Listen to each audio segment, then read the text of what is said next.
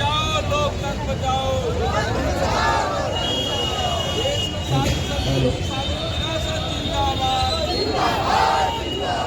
देश की सारी संस्कृति, सारी विरासत जिंदाबाद। जी बैटरी ले लेनी होगी।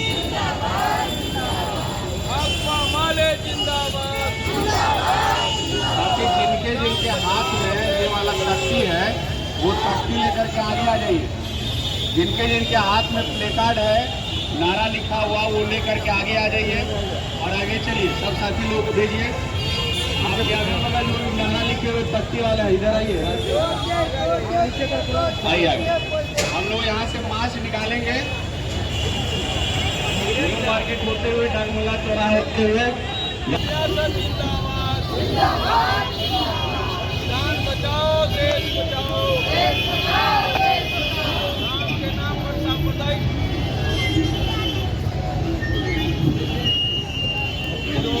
विरासत मम्मी जिंदाबाद। गोपाल जी की जो गाड़ी है वो जुलूस के पीछे पीछे चलेगी, उसमें माला रखा हुआ है। कर्पूरी की विरासत जिंदाबाद, कर्पूरी की विरासत जिंदाबाद, पूरी गांधी विरासत। संविधान बचाओ, लोकतंत्र बचाओ। संविधान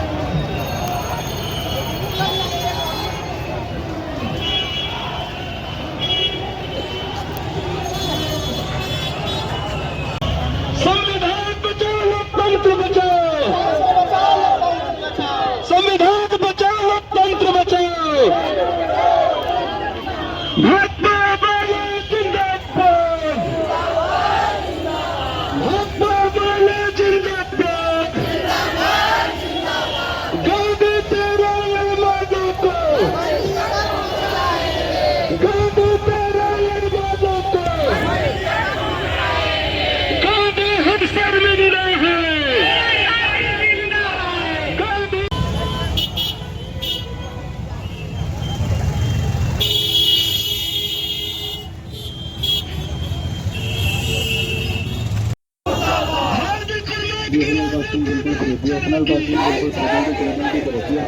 बिल्कुल फ्री है। ये ऑफर से 5 के लिए बीएसएनएल का सिम बिल्कुल फ्री है, जल्दी करें। ये ऑफर से 5 के लिए बीएसएनएल का सिम बिल्कुल फ्री है, जल्दी करें। बीएसएनएल का सिम बिल्कुल फ्री है। केवल आधार कार्ड लाए और बीएसएनएल का सिम ले जाए। आधार कार्ड लाए और बीएसएनएल का सिम बिल्कुल फ्री में ले जाए। बीएसएनएल का सिम बिल्कुल फ्री, बीएसएनएल का सिम बिल्कुल फ्री, जल्दी करें। बीएसएनएल का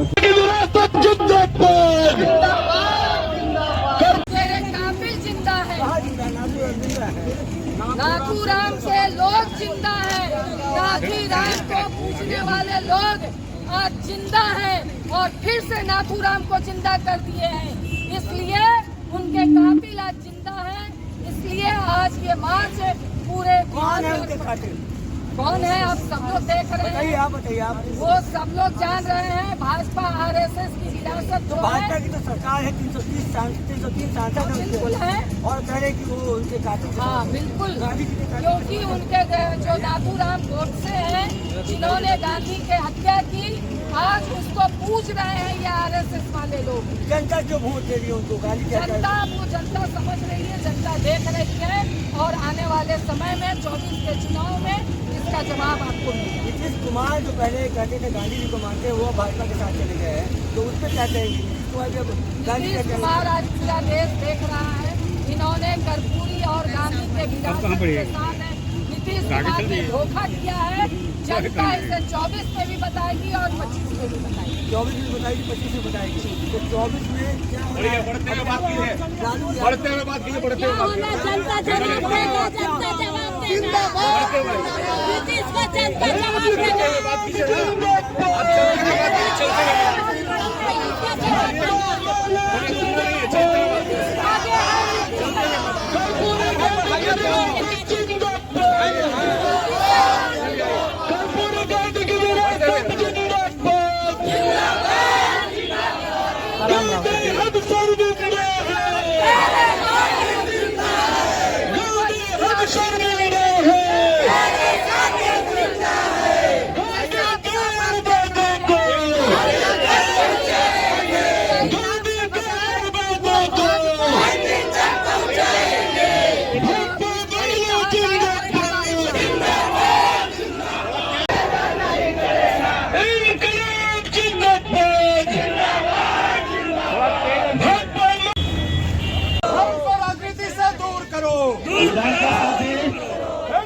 विद्यानंद जी उधर जाइए, कुछ साथी को लेके उस तरफ जाइए। आप कुछ साथी लोग इधर, ज्यादा भीड़ हो गई, इस तरफ आइए।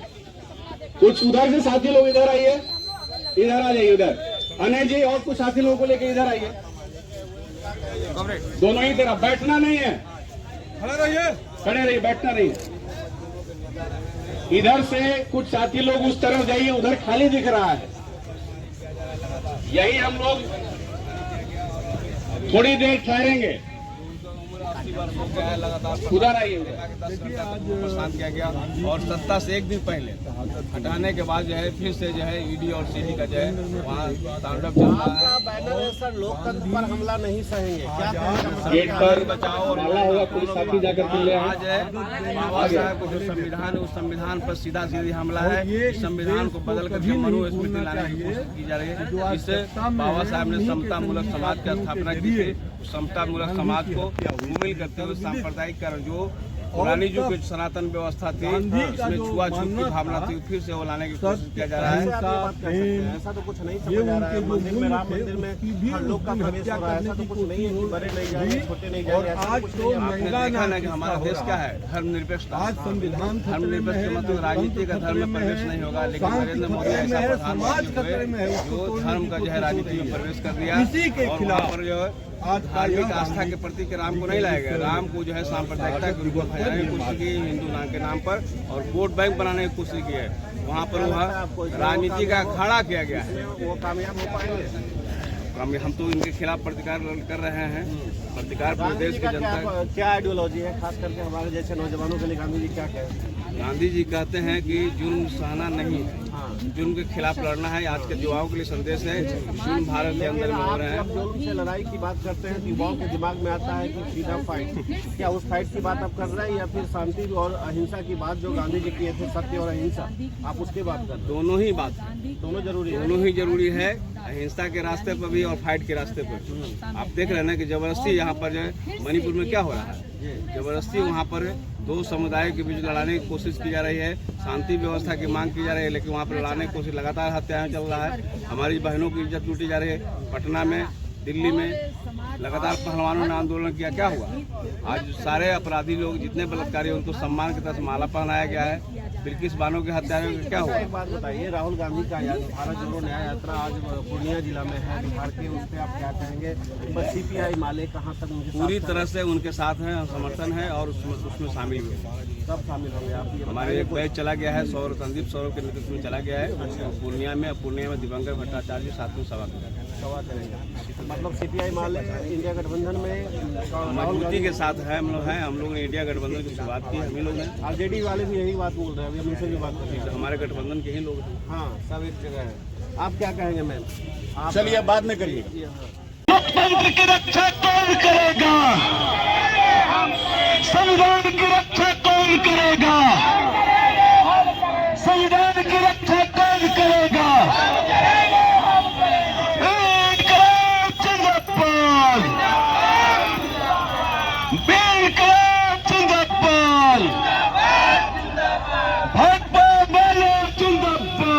के साथ जिंदाबाद।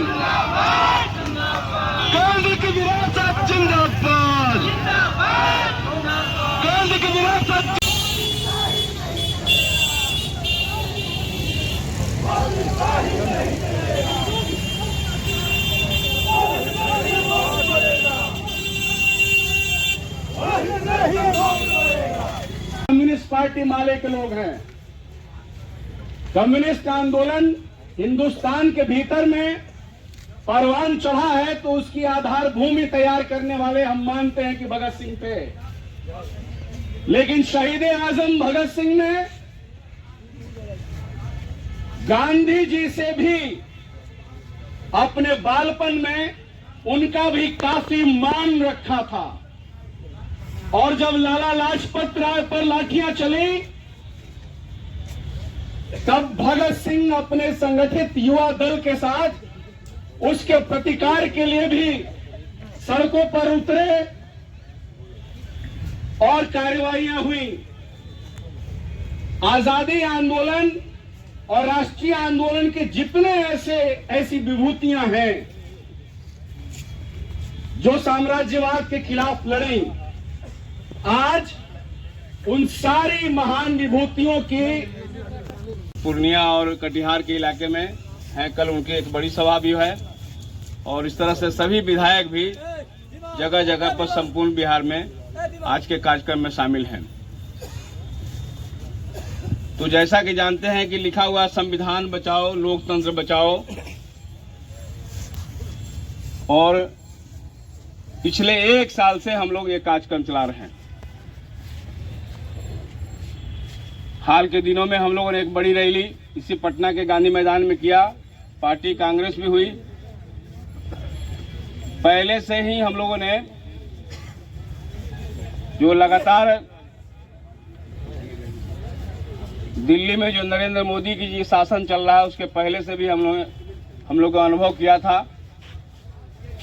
कि देश में पुनः फिर से सांप्रदायिक साम्राज्यवादी ताकत कैसे हावी होती है।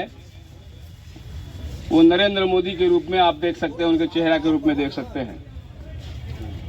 अभी हाल के दिनों में साथी नारा लगा रहे थे कि राम के नाम पर जो सांप्रदायिकता कर नहीं चलेगा। तो हाल के दिनों में राम के नाम पर जो पूरे देश भर में ढिंढोरा पीटा गया, सहयोग मांगा गया और सबको बुलाया गया। हम लोग पहले ही से ही बोल रहे थे कि वो राजनीति करेंगे क्योंकि 2024 में चुनाव होने वाला है। और ठीक उसने राम के प्राण प्रतिष्ठा के नाम पर उन्होंने राजनीति की। और इधर पटना में हम लोगों ने देखा नजदीक से, सब लोग गवाह हैं कि पिछले 2020 का जब चुनाव हो रहा था तो सांप्रदायिक ताकतों को हम लोगों ने केंद्रित करते हुए कि बिहार में इनके पैर नहीं जमने देंगे। लेकिन आज देखा थोड़ा खड़े हो जाइए साथी, कि पटना में कोई साथी रातों रात 10 मिनट की बात है, सब लोग खड़े हो जाइए। गांधी और जयप्रकाश नारायण के सपना दिखाने वाले कर्पूरी लोहिया और गांधी के खड़े हो जाइए, कोई बैठिए नहीं।